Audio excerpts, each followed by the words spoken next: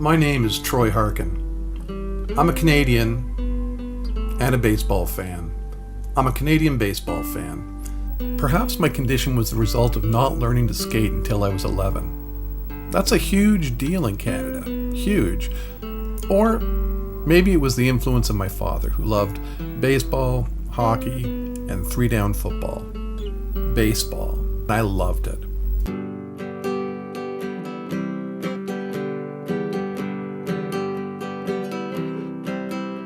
The Montreal Expos were on television every weekend, and my dad and I watched all summer long. Often before those Expos games, my dad and I would go outside and have a catch. Not unlike other fathers and their sons. Now, a little later on, when I was in grade 7, Toronto got its own ball team. Now I was really hooked.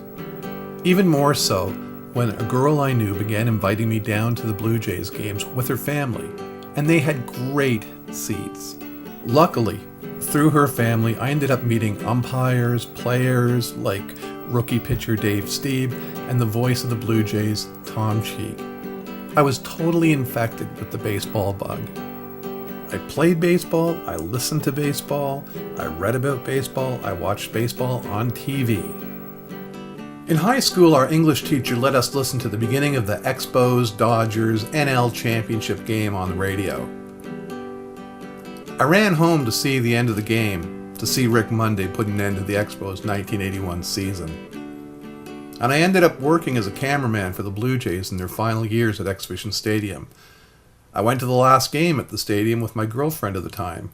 We sat in the grandstand surrounded by fans who ate lobster and sipped champagne. A couple of weeks later, the Blue Jays christened their new home, Sky Dome, and my girlfriend went to that first game against the Milwaukee Brewers with somebody else. Things change. Life moves on. October 24th, 1992. I was married. It was also the day the Toronto Blue Jays won their first World Series. My wife and I, who'd been honeymooning downtown, joined the throng of celebrants at Yonge and College Street. Canada was on top of the baseball world. And in 1993, they did it all again. Going deep into September, the Expos threatened the possibility of the All-Canadian World Series scenario, but the Phillies held on to their lead in the NL East, only to fall to Toronto in 6 games. In 1994, it seemed the Montreal Expos could prove to the world that they were the best team in baseball, until the work stoppage put an end to it all. That strike left a bitter taste in my mouth, but I realized that baseball was much more than MLB. The game was a summertime ritual for me and my kids.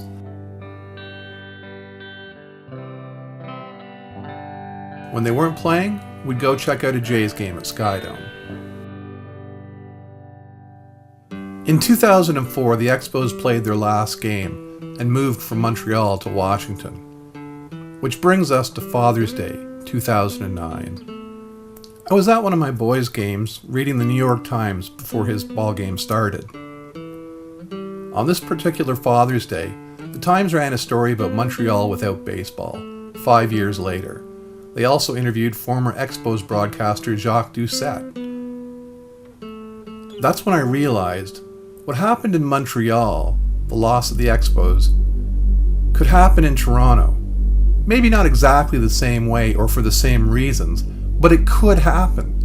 Hell, pro sports teams had left Los Angeles, Brooklyn, New Orleans, Vancouver, Winnipeg, Quebec, Cleveland, and more. It could happen. After all, both Montreal and Toronto had already lost their previous pro ball teams. The Times article left me asking a lot of questions. Like, could baseball ever return to Montreal? In this hockey-mad country, did anybody even care? Would it matter if people knew that this game that people thought of as the great American pastime had Canadian roots that were just as deep as its American ones?